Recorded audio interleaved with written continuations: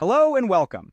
In today's video, we're going to unravel the mystery behind standard operating procedures, or as we refer to them, SOPs. We'll lift the veil on what they are, why they're crucial, and how to effectively write and edit them to boost your business operations. Whether you're a seasoned veteran or a newcomer in the world of maintenance or operations, this guide will equip you with the knowledge you need to make your SOPs work for you. I'm Ryan Chan, the CEO and founder of UpKeep, and I'm excited to share these insights with you. Today, we're diving into the world of standard operating procedures. You might be wondering, what exactly is a standard operating procedure? Well, an SOP is a document that provides clear and concise steps to accomplish a task. It's used in various fields and almost every business function that requires a specific process. SOPs are not just instruction manuals, they're also essential training materials, especially during the onboarding process. They help new hires and contractors quickly understand the company's processes. They also promote cross-communication between departments, providing a common ground when issues arise. The importance of standard operating procedures cannot be overstated. They are the backbone of process management in companies, providing clearly defined ways of getting important tasks done regularly. Without them, there's a high chance of confusion and chaos. Think of an instruction manual for a complex manufacturing machine. This manual is the ultimate authority on how to operate the machine, providing a reference for all its parts and their functions. The same principle applies to standardized maintenance programs. However, an SOP can only perform its function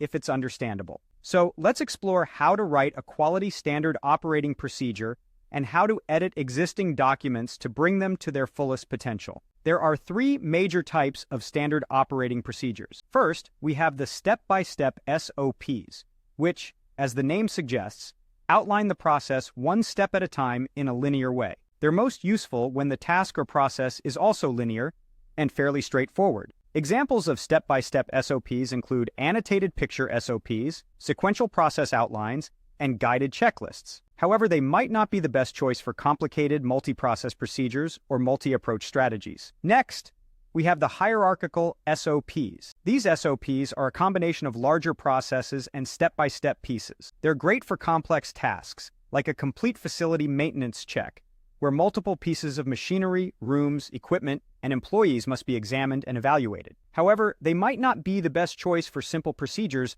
as they can become too complicated. Finally, we have hybrid SOPs. These are a collection of SOPs under one main process that has to be accomplished in a set series of events. They combine linear methods with a variety of media, checklists, and other smaller SOPs. They're most commonly used in situations where multiple approaches are needed to achieve one unified result. Now that we understand the types of SOPs, let's look at how to write them.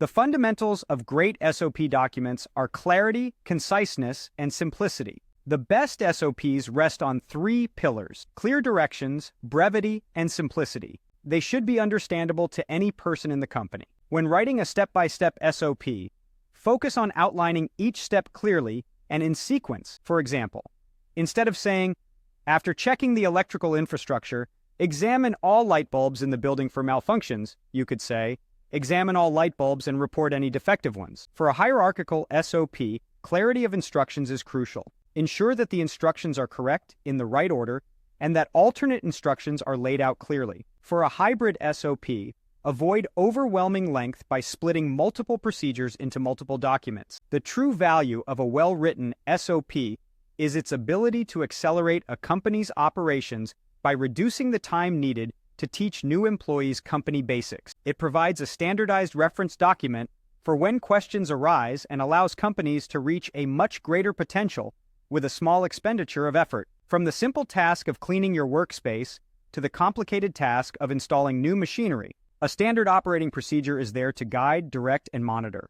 And that brings us to the end of our discussion on standard operating procedures. To recap, we've covered what SOPs are, why they're crucial, and how to effectively write and edit them. Thank you for joining us today. If you found this video helpful, don't forget to subscribe to our channel for more insights. To learn more about how UpKeep can help your maintenance and operations teams be more successful, visit us at upkeep.com. We look forward to seeing you in our next video.